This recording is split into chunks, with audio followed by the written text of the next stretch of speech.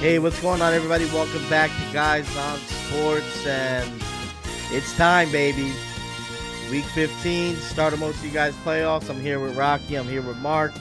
We're missing Zach today, unfortunately, and unfortunately, he also lost the number one seed in our shared league. But on to more important things. We got to get these guys ready for Week 15 and the playoff push, guys. What do you think? Yeah, I think Couldn't agree with you more. are we making the playoffs? How are we doing? Well, I missed the playoffs in your league by I think I finished right outside. I finished fifth, very mediocre at 7-7. I did take the top seed in my league, which was, no collusion, no cheating. And I'm chilling this weekend with a bye, but I'm staying vigilant on the waiver wire. So yeah, I think I needed to win to have any shot in your league, and somehow I lost to you. I'm not saying it's collusion. I'm not saying anything. I'm not saying that. I'm not proposing that that could have been what happened. Yeah, you said it a few times, but yeah.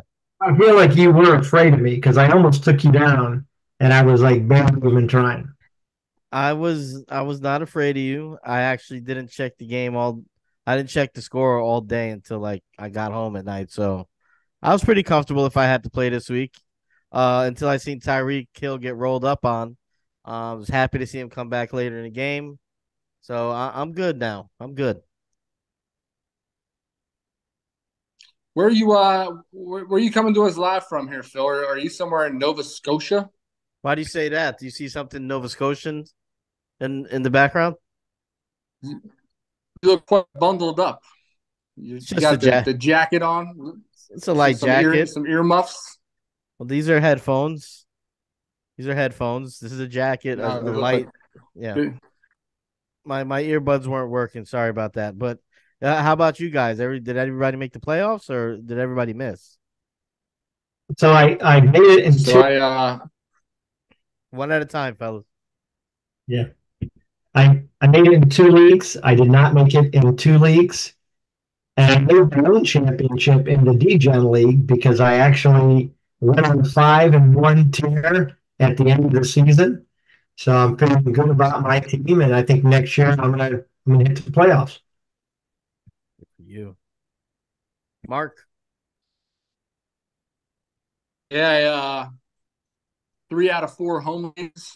Playoffs. I had that big win last week in your league to push Nice, in for the final spot. nice, Lo and behold, I could have lost that game and still made it in because everyone else that was vying for that final spot lost. nice. But I'm in there. Yeah, man. From worst to hopefully first here in that league, going from having to do a karaoke to carrying the goddamn trophy Having to do and making karaoke all you in theory, bastards drafted Hooters next year. in theory. What's But that? I said having to do a punishment in theory. Um, but yeah, it's good that you In won. Even theory. if they lost, you don't want to back into the playoffs. Speaking of that, I did want to get into our Time to check my social media, yeah. To see who loves me online. social media section here. I will remind anybody that's listening right now, you can go comment or ask questions or make fun of us. TikTok, Facebook, Instagram, even on our YouTube channel. Any comments you want to make fun of Mark or Rocky or Zach, that's totally fine. Maybe we'll shout you out here on the show and read your comments. So I'll start with one that has to do with the playoffs. This is from Eno47777. He said, made it to the playoffs because of the live last Sunday. Prayer That's, hands, and that's awesome. Look at that. Yep. I think we make magic happen. Let's just call it what it is. Oh, we're giving away nuggets, I love nuggets it, of man. gold. We asked for our followers to hit us up in those social medias and tell us whether or not they made the playoffs with our advice. So kudos to Enos 457, a bunch of those things. Yeah. So check out Kudos. the TikTok live. That's Sunday. Every Sunday we're going 10:30 to 11:30, maybe sometimes a little more than that, depending on how many people are there in the live. You can catch us on Chalkboard as well. With Chalkboard, we're gonna answer your questions about your roster, start sits. So yeah, go check us out there. But a couple more comments from our TikTok take section. This is in reference to Rocky just trying to completely disrespect Baker Mayfield, the best Cleveland Brown quarterback in the last 25 years. I took his side, and our commenter, Potiosis 140 said Mayfield took the Browns to the playoffs twice, and they abandoned him for the Predator. It's unreal. I'm assuming the Predator is Deshaun Watson in this case. This is where this guy has zero credibility because he did not bring the Browns to the playoffs twice. He only brought them to the playoffs one time. He did win the first playoff game in Browns history. Yeah. And I don't dislike Baker Mayfield. What I said is no one gets excited about Baker Mayfield being quarterback. He is what he is, and there's no upside. Baker's Baker. He might get you to the playoffs. He's not getting you to the Super Bowl, and he's not winning it. Deshaun Watson, call him what you want. There's upside. Predator. Well, you can call him that if you want to, but okay. Predator seems fitting. I mean, allegedly. And I think this is this next one is in reference to Rocky saying that Dak, was it Dak? Yeah, MVP.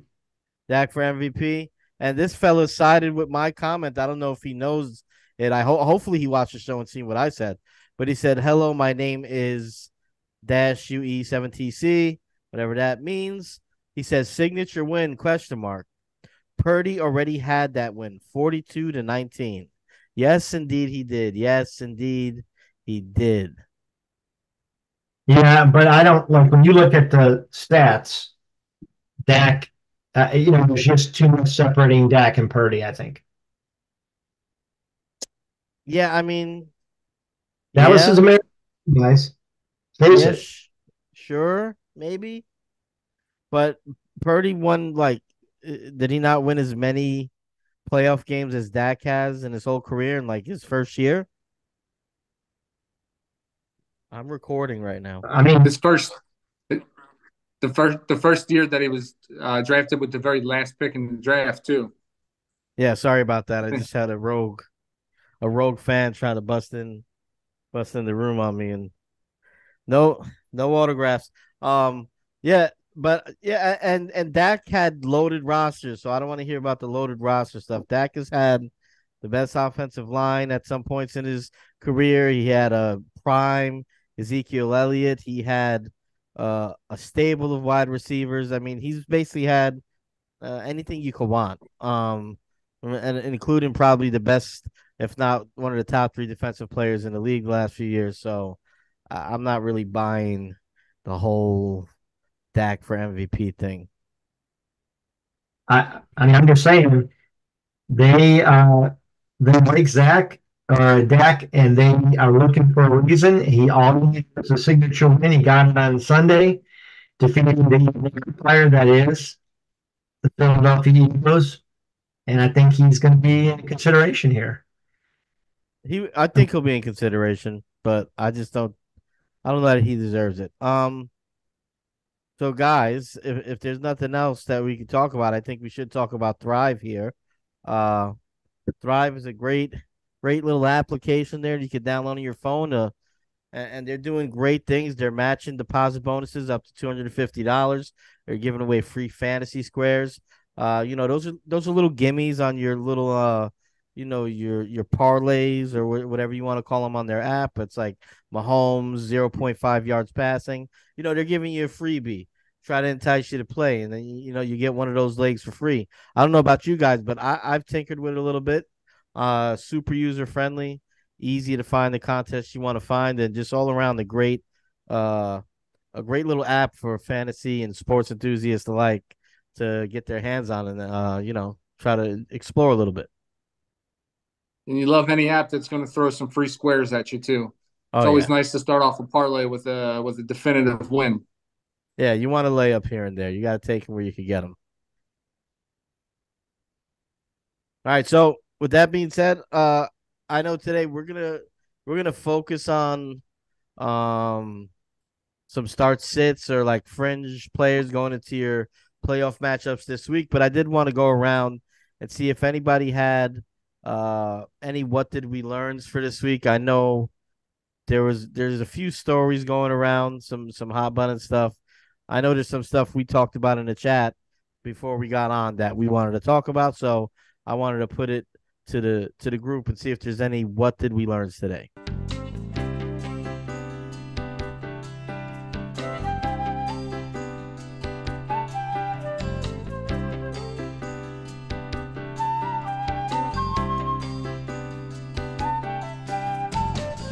Yeah, I mean, I'll start at one, and I have become disenchanted with the entire Minnesota Vikings football team.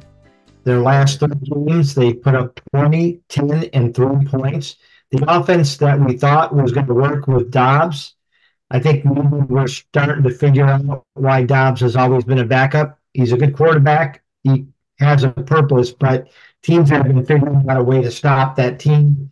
And I don't think you can trust anybody on that offense right now. Yeah, I think Dobbs just knows too much of the offense now. He's good when he's a backyard football player. He's just out there playing off field. He's pretty good.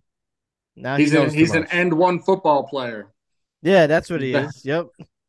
He's better at street ball. I tell you what, I was going to go right to Minnesota too, Rocky. Good call. I am to say that I'm frustrated with Justin Jefferson would be an understatement.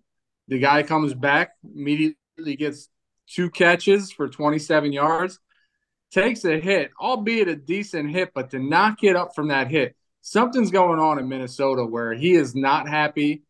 I don't think he wants to play in Minnesota. I think at this point in his career, he feels like he's wasting his talent in Minnesota.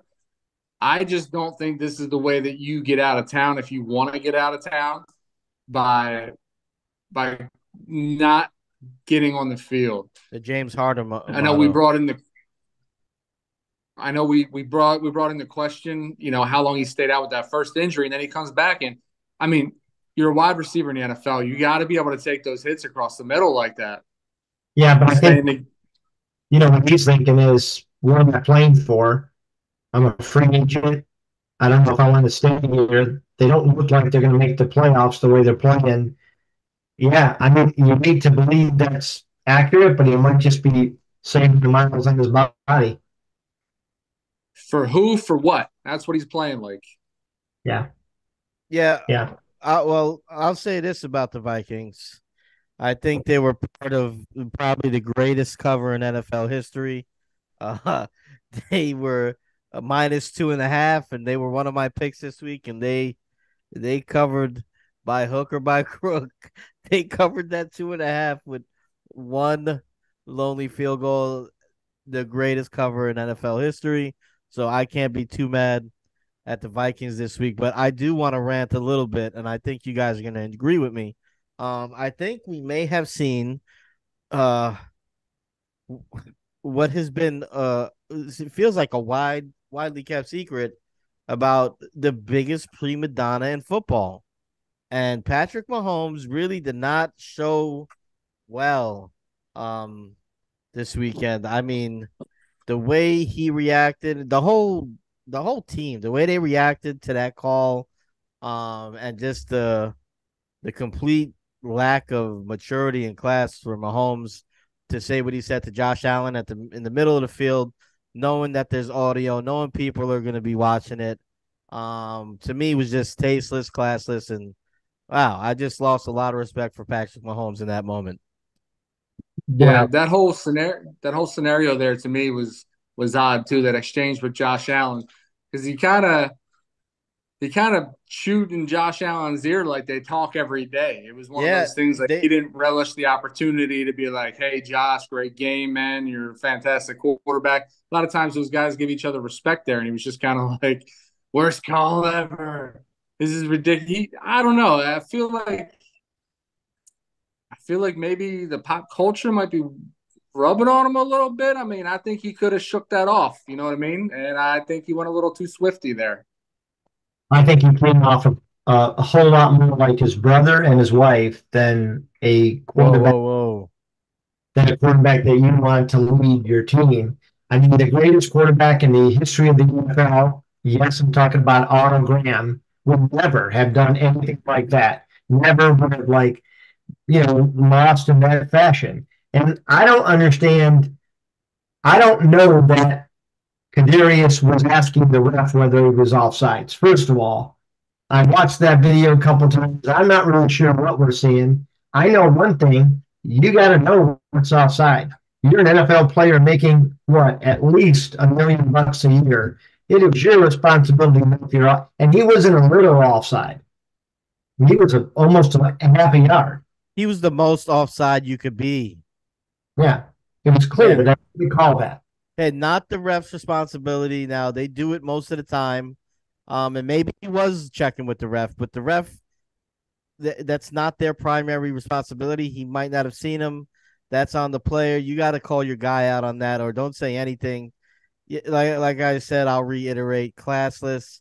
And poor Josh Allen. I mean, those guys do talk. They're friends. They've said it on podcasts, but you could see in his face when he said it, he was just like, "Okay, bro."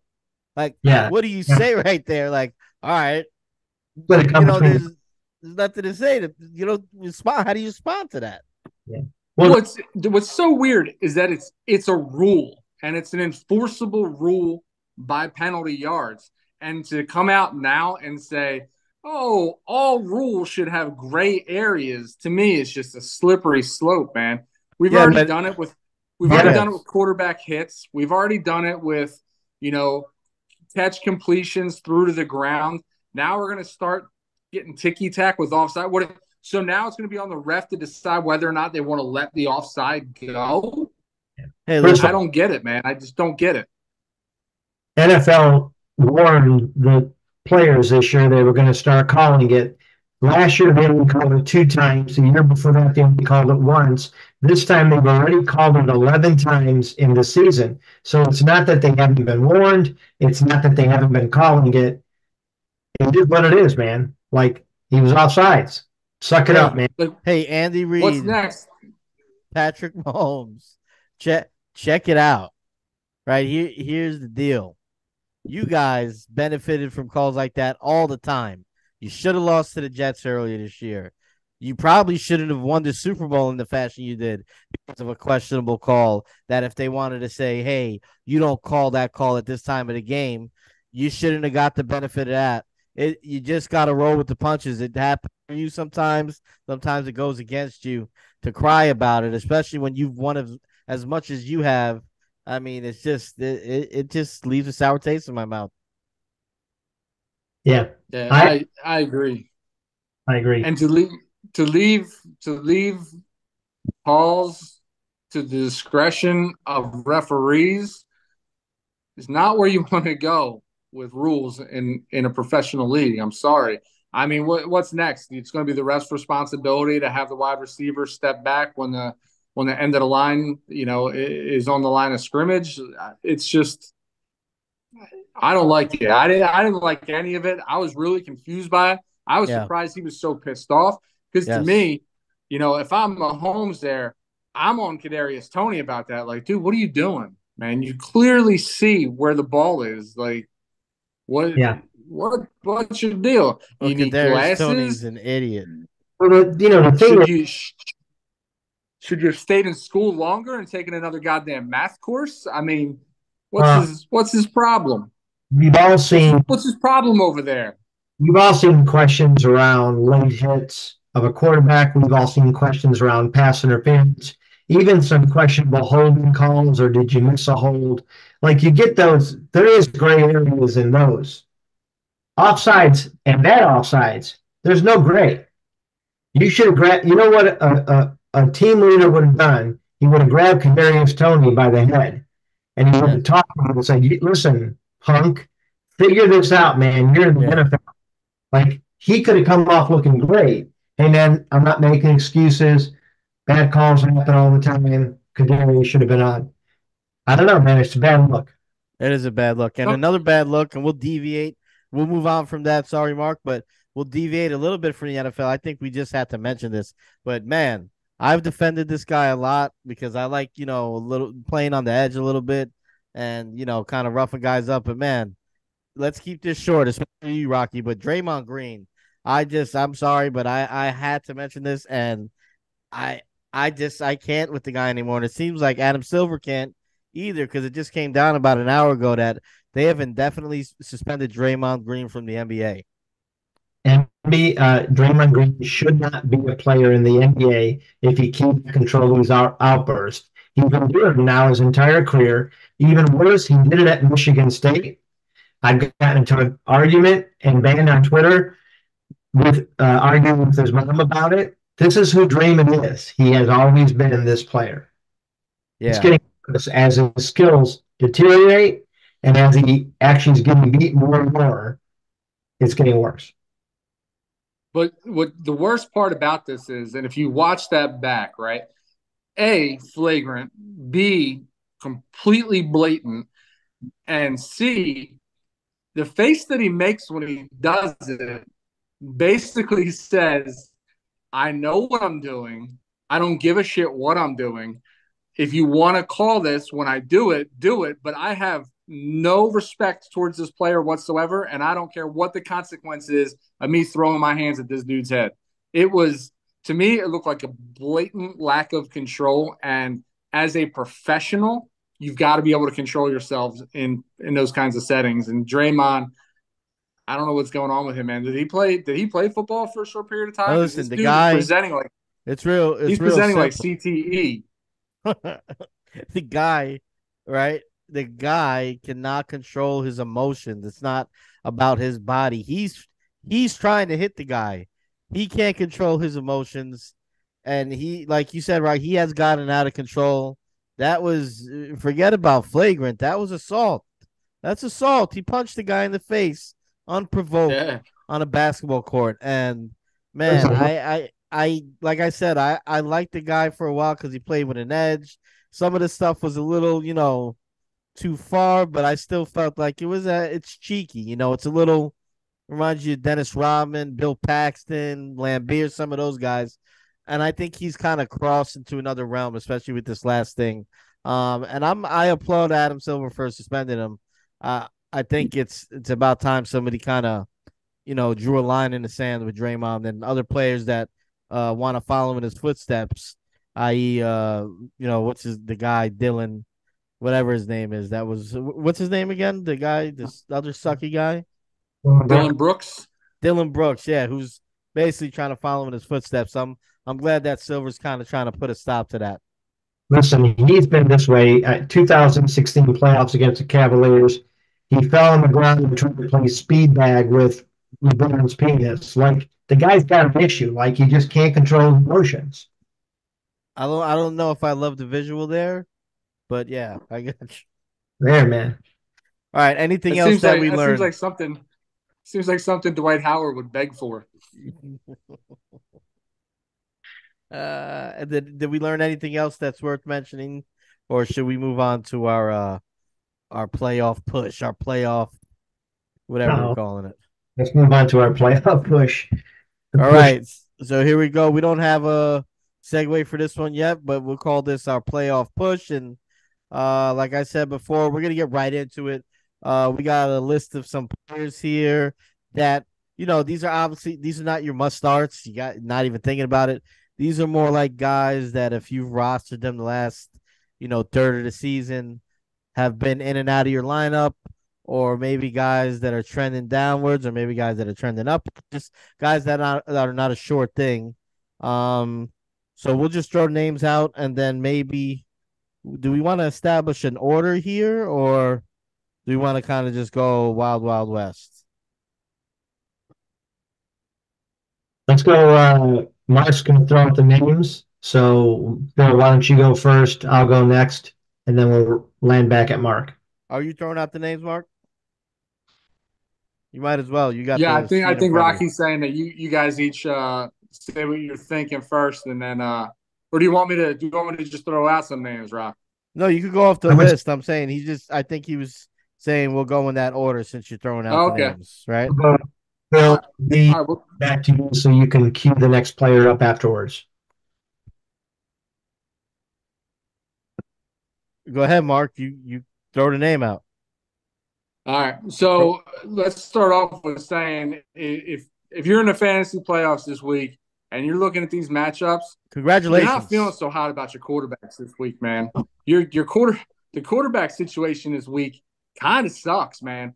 There's a lot of guys that you're going to start and you're going to have to start, but you're not going to feel good about it. You're going to pop them Pepsi this weekend. And one of those guys right off the bat, because where he was drafted, he wasn't coming off the board as a QB1. A lot of guys were getting him as their QB2 on the bench, and that's Tua. Because at the beginning of the year, Tua wasn't one of those top 10 quarterbacks taken off the board. And then guys who waited ended up with either, Tua as their one if they waited, or a lot of guys ended up backing up their main dude with Tua, and then Tua just outperformed those guys. But this is the week that if you drafted a quarterback above Tua, you're going to want to give him a considerable thought to start over Tua this week. Tua's got a difficult matchup against the Jets, and we don't know really what's going on with Tyreek Hill right now. Yeah, I will push back just a little on I'm just feeling like if you have Tua as your QB1, I don't know if I love whoever you have behind him, but I get where you're going with it because it is a really tough matchup. It was a Jets team who last week kind of put the brakes on the eventual rookie of the year and a guy people were talking about, in contention for MVP this year. Albeit with some injuries at the wide receiver position, but it made them look really normal. And to your point, Tua played the Jets, maybe a month ago, and he put up 9 fantasy points. Nothing special. You're gonna be happy if he could get you over 10 to 12 points, I think. So yeah, I mean, if you happen to be in that situation where you got a guy that may be in a better matchup, I just don't know that many players out there are gonna have a suitable like replacement for Tua if he's your QB1. So let me throw 2 names at you real quick that I do feel came off the board after Tua. And if you have one of these guys sitting behind him, you're going to want to give them thought. And that's Matt Stafford and Sam Howell. I think they both have decent plus matchups. Stafford facing Washington and then vice versa, Howell facing the Rams. I think they're going to find themselves in a little bit of a shootout there. And I think both of these guys end up with decent games. Yeah, I can see that. I got Tua this week. I'm going to be brave. Listed as my number 26 quarterback. First of all, I think last game, I think, they showed a little bit how to stop Miami. I don't like the fact that Tyreek is at the very least hindered. And I think the Jets are playing with pride. And, they see Aaron Rodgers on the sideline almost ready to go. And they're trying their best to do something at least. And I agree, Mark. I had Stafford and Howell. Hell, I have Easton Stick ahead of Tua this week. I don't even know what Easton Stick is. That's funny. And I watched a good portion of that Miami game. And I tell you what, Tua's got talent, right? We're not questioning that. I just don't think Tua's fine-tuned yet. I think that offense is so explosive that he can get away with some throws. And it showed because he almost got Jalen Waddle killed on his very first look to Jalen Waddle across the middle, too. So I can see how these receivers end up getting hurt, especially come playoff time when everyone's putting just in a little bit more effort. Well, All right, I think again, sorry. I think when you get to the playoff football and the window closes even more on wide receivers, I think Tua still has to show us whether he's accurate, even on the short or intermediate pass. We know he can throw the ball deep, and we can run under it. But I got to know, can he throw between 2 defenders when he's playing a really good defense? That's fair. So, Mark, real quick, you're gonna stick by position, or you're gonna jump around? I do want to impress upon you guys just to remember we have probably about 20 names here, so we'd probably be best served to kind of go one turn and then keep moving on the players if we're gonna try to do all of these guys. Or what I'll do is I'll just throw out the names that I think are questionable plays this week, and if you guys have pushback or supporting arguments for them, just kind of throw that out there. Okay, yeah, let's go. The other guys that I listed the other guys that I listed this week that, I'm not comfortable if I have to play them in my championship games. Derek Carr going up against the Giants. The Giants playing sound football right now. T-Law going up against Baltimore, man. Baltimore's hungry. Baltimore looks like a well-oiled machine right now. I don't love that, especially with T-Law being hurt. Kyler Murray going up against San Francisco, man. San Francisco right now is the team to beat. And then I know we're all high. We're all riding this Joe Flacco train, but he's facing a Chicago team that since Montez Sweat came to town is a top 5 overall defense. Yeah, I don't disagree anywhere there. I'll say if I were to start one guy, it'd probably be T-Law. On the bum ankle, I just think Baltimore's going to score, and I think T-Law's going to have to put the ball in the air a lot. So I think there's an opportunity there for maybe some garbage time points if they're not winning. But every other matchup, yeah, I mean, Carr, I think I wouldn't start Carr against my high school defense right now. He looks so bad, and the Giants defense has looked great. The Bears defense has also looked great. San Francisco's been good all year. Yeah, I mean, you're not happy if you start any of those guys. I think the only pushback I would give you on T Law is, man, those interceptions he threw Sunday, they were terrible. I mean, they were reminiscent of the last playoff game where he threw 4 interceptions. Yeah. So that's my only fear about him. I would agree with you on Flacco too. I think if the Browns win or the Bengals win, it's probably going to be on the backs of their defense. Although I do think that Justin Fields might be a good start. The Browns struggled quite a bit against Lamar Jackson, so a running quarterback actually does give them trouble, and I think Fields is probably one of the best. Yeah, that's fair.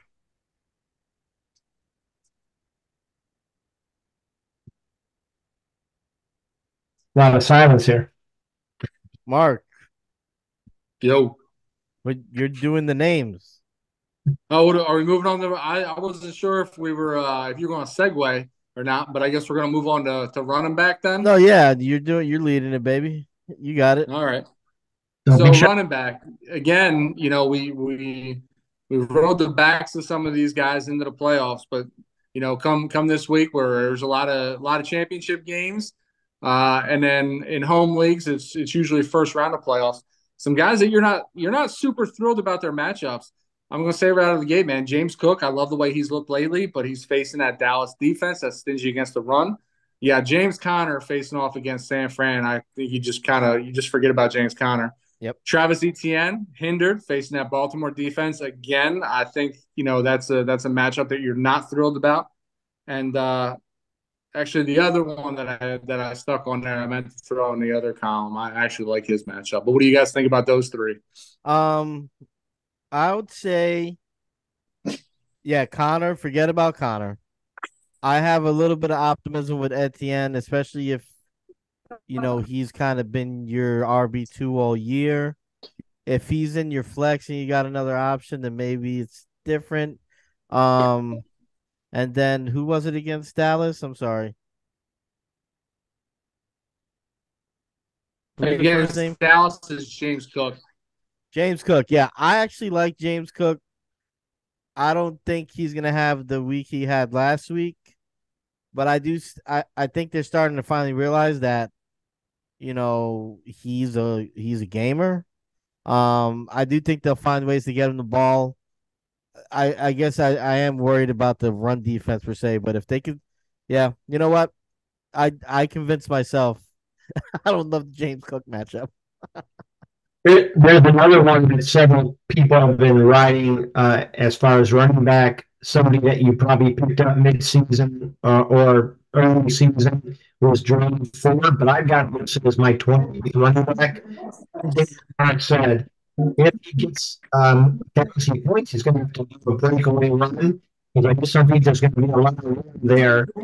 And the Browns lost another offensive lineman. So now they're starting 4 of their 5 starting linemen are out from day one, and they are a patched up unit. And they performed pretty well considering, but I think against the linebackers that Chicago has, and I even like some of the D linemen, I think it's going to be rough sledding. Hey, Mark, how does Rocky's audio sound to you? It's coming in and out a little bit for me. Okay, I just wanted to make sure it wasn't just me. Mark's is coming in and out for me. Mm. Is Mark's coming in and out for you? No. Mark's love's coming in and out. Okay. Yeah, so maybe Mostly it's in just though. it might be your connection, Rocky. It's fine. It's not so bad. It's just in a little I thought maybe it was my headphones. But all right, sorry to derail you there. Okay, you want to move on to your wideouts Yeah, well, I think we can highlight a couple of running back matchups that that you like? that you can feel really confident about this week. Love Bijan against Carolina. Okay. Uh, I love Javante against Detroit. I love Gibbs against Denver. I think Gibbs is going to probably have a show off game here against Denver. Uh, we're excited about Tony Pollard against Buffalo this week too. I get Tony Pollard in your lineups in these playoff games, man. Tony Pollard's going to have a good game against Buffalo, and don't be afraid to start DeAndre Swift against that Seattle defense. What about I kind of like Zach Moss this week too. Yeah, I don't think Zach Moss is a bad play. And on the flip side of that, if you can have a Pittsburgh guy and you need a flex play, I don't know that either one of those running backs are a terrible flex play against Indy's defense either. The only question I would have about Zach Moss is there are rumors that Jonathan Taylor might be back, so I definitely would make sure of that before I'm all in on Zach. Okay. Who's the other guy I was looking at? I like the way I've liked how Rashad White has looked the last few weeks. Um, Specifically last week. I mean, for all the crap that Rocky talked about him, he's RB4 right now in ESPN leagues. I mean, that's pretty dang good by my estimation. Rocky, what do you say? He is an average runner who gets his stats through catching. He's a good fantasy pickup, but he's not a good running back. And I want people to stop saying it. Well, you know what I think? I think that it doesn't matter how you get the pizza into the barn, so long as you get the pizza into the barn, Rocky. There's a lot of people that have put him in their dynasty team. And Tampa, when they look at this season, they're going to look at it and say, "Oh wait, he only averaged 3.7 yards a run." They will fill that room with other running backs. And I think there's people that have him on their dynasty teams that are going to come and regret it. That's all I'm saying. Call him what you want. I think where you're getting your points with him is receptions, and that's Yeah. okay. He averaged over 4 yards per rush this past week. This past week, yeah. Who did he play? The Falcons. Yeah. Falcons are a decent defense, but they're better in the back than they are in the front. Whoa. He averaged over 4.5 against Indy 2 weeks ago. It's a porous defense. Everybody scored against them. His season average, 201 attempts, 3.7 yards an attempt. It's an average running back. He's It's that kind averaging of mouth that 15 got points you. a game. You know. It's that kind of mouth that got your quarterback in trouble. Better in the back than they are in the front. You Cleveland guys. All right. Yeah, I mean the rest of these guys, I feel like are must starts anyway. I'm looking if there's somebody I I'm just really saying, like, feel good but about them. I Give think yourself a little bit of joy, knowing that you can rest easy putting them in your lineup, and you don't have to really sweat it this week. That's all I'm saying. I think Kevin Williams is one that I'm super high on this week. I love the matchup. I think he's really proven himself to be a pretty good back. So yeah, I have him listed as my number 2 right now. all right. Nice. Talk about some wideouts. All right. So moving on the wideouts, I mean, usually you compare the wideouts up right to the quarterbacks that you think are going to have terrible games. But I mean, if you have Tyreek Hill, you're not going to sit Tyreek Hill, right? That's just not going to happen. In the way of the Cardinals, you don't really have to worry about starting any wide receivers in Arizona because they really don't have any worthy of starting. But those other three quarterbacks that I mentioned that I'm worried about, Flacco, T-Law, and Carr, I'm worried about their pass catchers, man. I'm worried about Cooper. I'm worried about Olave, and I'm worried about Calvin Ridley this week. Man, Calvin Ridley, I would not start this week. I've actually sat him in quite a few lineups already this week. As far as the other guys, yeah, Cooper Cup. The No. matchup is Amari tough. Cooper. No, he's talking Okay. Cooper. Cooper Cup, Amari Cooper, yeah. yeah, Cooper Cup I have actually really high. I think both him and Puka are going to get the ball quite a bit. Yes, they are. I don't disagree with you about Amari. I think he's still a little bit banged up. He cleared the concussion protocol, but I don't think he's himself.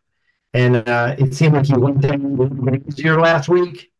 And I do think Flacco's a good quarterback, but I do think he's going to kind of run into a little bit of a better defense this week. And Olave, yeah, Olave. I mean, the Giants defense has been good. But the Olave ranking here for me is more about Derek Carr. I still think Olave will get his looks. I don't think he's gonna have. Yeah, I mean, if you have a better option, this is not Olave from you know preseason where you had him. And yeah, the Giants are doing some interesting things on defense. If they can get pressure on Carr, I think it's gonna be a long day for Carr, and that's just because Carr has not been good at all. Yeah, man. Now some wide receivers that I'm high on this week. The aforementioned, like Rocky said, I think Cup and Puka are both going to get the ball a bunch.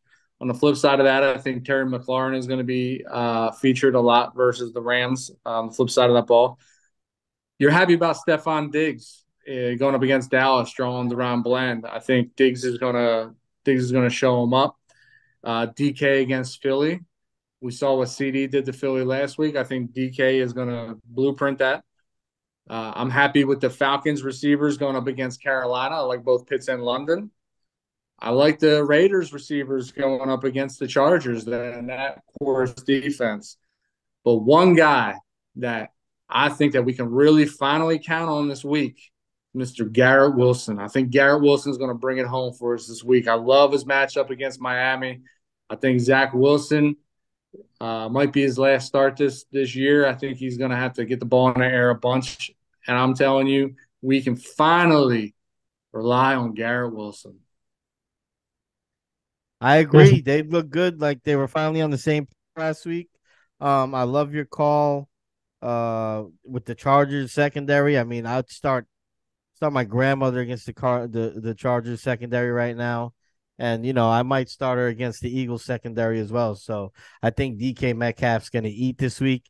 He's on a little bit of a hot streak right now. I think they're still playing for pride over there and a potential, wild card spot. And Pete Carroll's not gonna let them quit. I wouldn't be surprised if the Eagles lose again. I don't know how you guys feel. I don't think they're trending in the right direction, especially with that defense. They look a little old and a little slow. I got Seattle by 2 scores. I don't know if I'm that bold, but I could see them losing that game. But yeah, and I forgot your other guys. Yeah, Cooper and Puka. I love that. I feel like they're finally clicking again. Stafford, they look like the offense that they were in the first month of the season. Hey, they beat the Browns. They really, honestly, should have beat the Ravens. Gave the Ravens everything they had. Yeah, no, they seem like they can get one receiver I'm pretty high on this week. I have Michael Pittman as my number 3 receiver.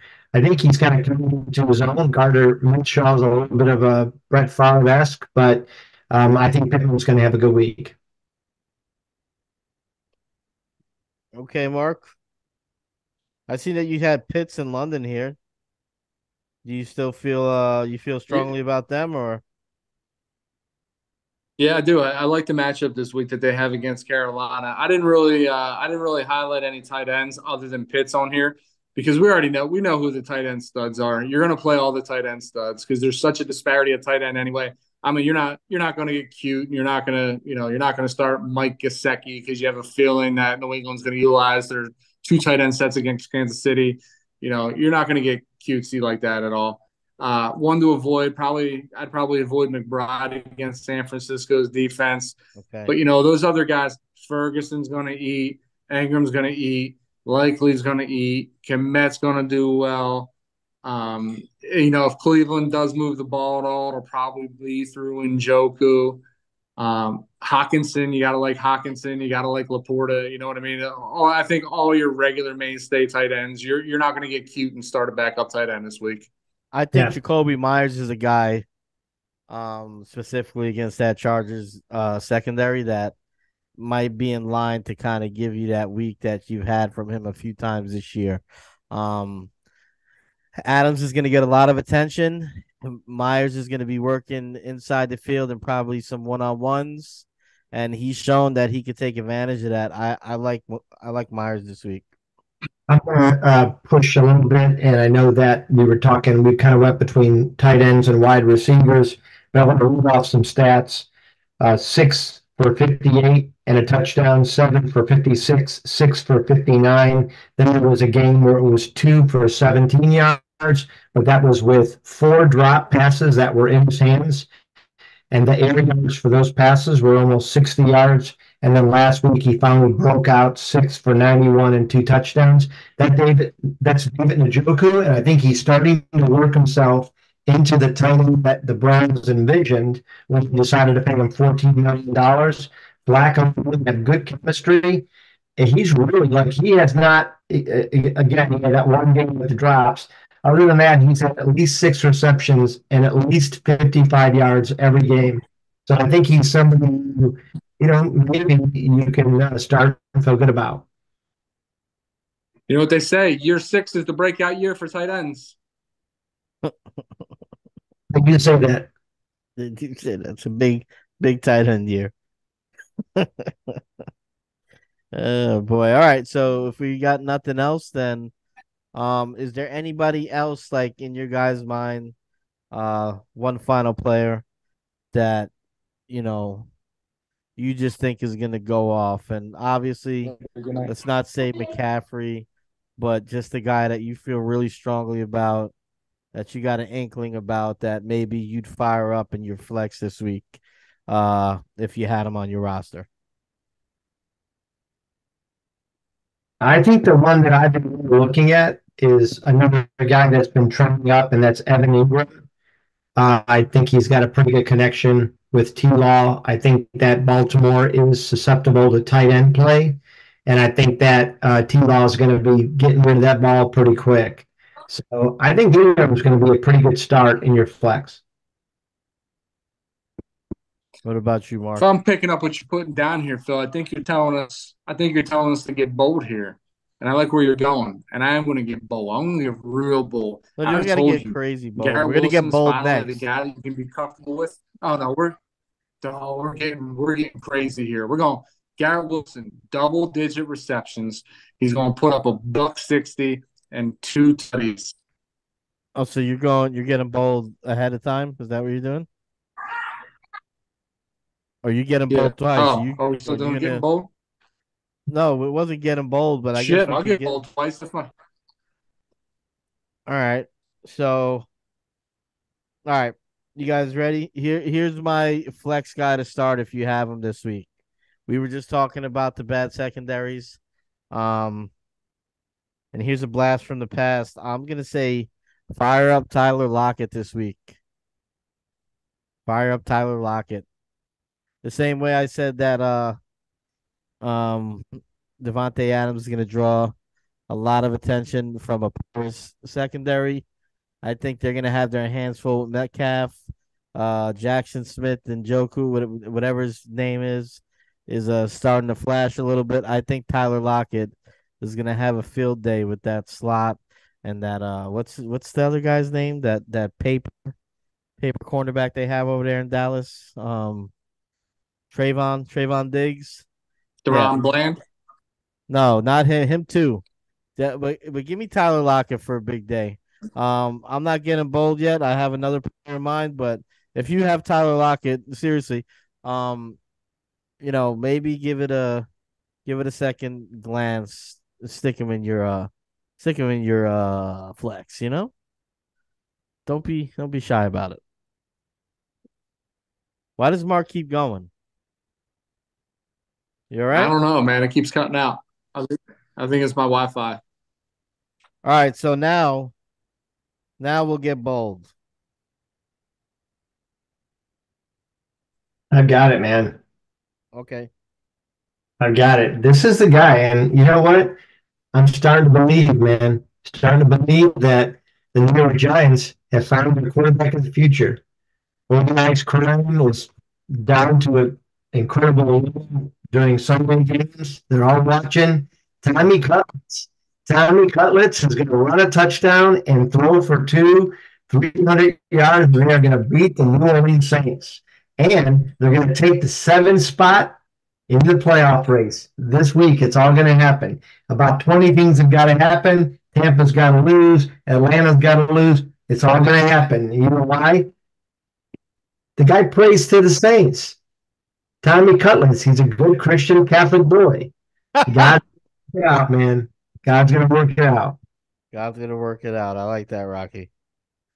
Tommy Cutlets. I'd like to know if that's the biggest disparity in paychecks between starting quarterbacks in NFL history. Maybe Matt Flynn.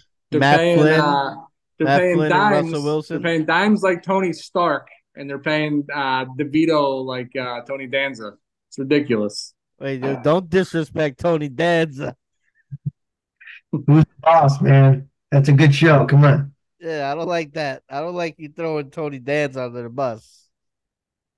Tony Danza catching strays. All right. Let's get bold. That's how you get bold. Let's get bold. All right, where am I going for my bold take here? Okay.